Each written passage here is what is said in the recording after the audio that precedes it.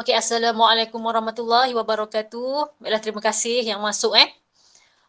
Baiklah, hari ini kita sambung lagi bab 4, matematik pengguna percukaian, dan kita sambung lagi dua cukai uh, yang terakhir. Okey, dua cukai ini adalah cukai yang terakhir lah kita belajar untuk bab 4 ni.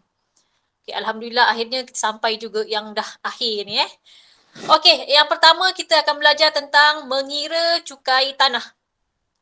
Cukai tanah pun mudah sahaja Mengira cukai tanah sangat mudah juga. Okey, tapi sebelum tu kita tengok dulu apakah cukai tanah ni. Okey, kadar cukai tanah ditetapkan oleh kerajaan negeri berdasarkan lokasi, saiz dan jenis tanah. Okey, maksudnya kalaulah seseorang ini ada tanah, okey, dia akan panggil kerajaan negeri yang ditugaskan untuk cukai tanah ni lah. Dia orang akan panggil pemilik tanah tu akan panggil dan disuruh tengok pasal tanah ni lah, berapa cukai yang perlu dibayar. Okey, cukai tanah memang kena dia pihak yang tertentu pihak yang bertanggungjawab, yang berwajib ni akan tengok dulu tanah tu lah. Sebab apa? Sebab dia nak tentukan berapa kadar tanah ni, berapa kadar cukai yang sepatutnya dikenakan pada tanah tu lah. Okey, tanah yang kena cukai tanah ialah tanah pertanian. Okey, apabila buat pertanian pada tanah tu, tanah perusahaan, okey, mungkin tanah kilang ke macam tu, dan juga tanah bangunan. Okey, tanah bangunan pun kena juga cukai tanah. Okey, maksudnya kalau tanah perusahaan tu, tanah bangunan, contohnya macam membina rumah-rumah perumahan. Rumah perumahan tu pun dikira tanah bangunan. Tanah itu yang bayarnya ialah, okey, kalau tanah macam mana tanah perumahan yang bayar cukai tanah tu ialah alamak, yang pemilik tanah lah. Tapi kalau rumah-rumah tu, yang beli rumah tu akan bayar cukai pintu.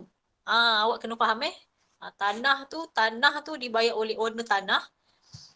Tapi bila tapi orang kalau dah beli rumah pada tanah tu, rumah itu owner rumah lah yang akan bayar cukai pintu. Macam tu. Okey, nombor 2. Jumlah cukai yang perlu dibayar setiap tahun bergantung pada kadar cukai tanah setiap unit keluasan atas jumlah keluasan tanah yang dimiliki. Kadar cukai tanah setiap unit keluasan atas jumlah keluasan tanah yang dimiliki. Okey, yang ini sebenarnya nombor 2 ni adalah merujuk pada rumus jumlah cukai tanah. Rumus jumlah cukai tanah.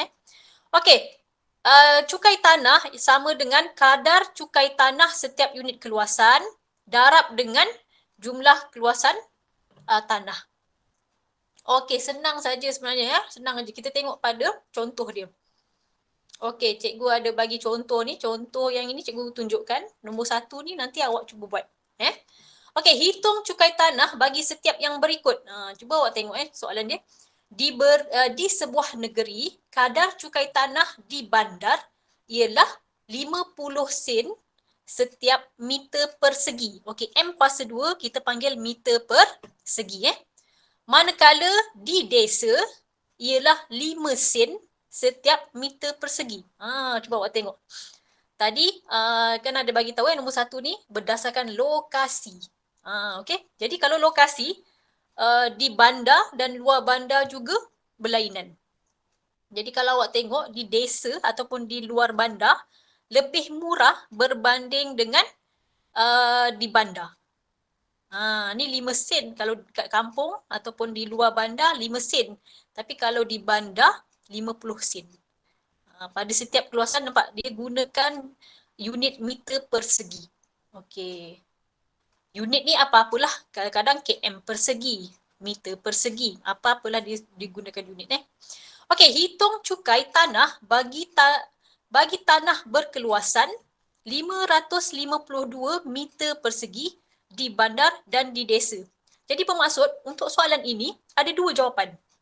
Jadi jawapan untuk tanah di bandar dan jawapan untuk tanah di luar bandar atau di desa. Okey, ada dua jawapan. Jadi kita kira dulu macam mana nak cari tanah di bandar.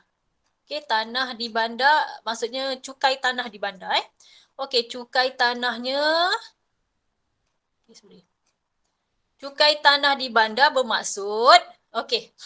Tadi cukai tanah dikata kat bandar 50 sen setiap meter persegi. Jadi 50 sen ini darab saja dengan 552. Mana dapat 552 ini? Dia punya soalan ni tadi. Jadi bermaksud dekat dia bagi apa? Keluasan tanah ni bermaksud dekat bandar pun 552, dekat desa ataupun luar bandar pun 552 meter persegi juga. Sama dia punya meter persegi. Okey, jawapannya. Okey, jadi jawapannya ialah inilah jawapannya. RM276. Inilah owner tanah tu kena bayar. Okey, 276 ni dibayar oleh owner tanah itu. Okey, kita tengok pula kalau tanah di desa macam mana? Tanah Alahai, kenapa tak boleh? Okey, tanah di desa kena darab dengan 5 sen. 0.05 darab 552 meter persegi. Jadi apa jawapannya? Okey, hanya RM27.60. Jadi ada perbezaan harga kat situ walaupun dia punya keluasan tanah sama. Di setiap tempat keluasannya sama. Tapi harga setiap keluasan meter persegi tu tak sama. Jadi lokasi memang ada yang berbeza.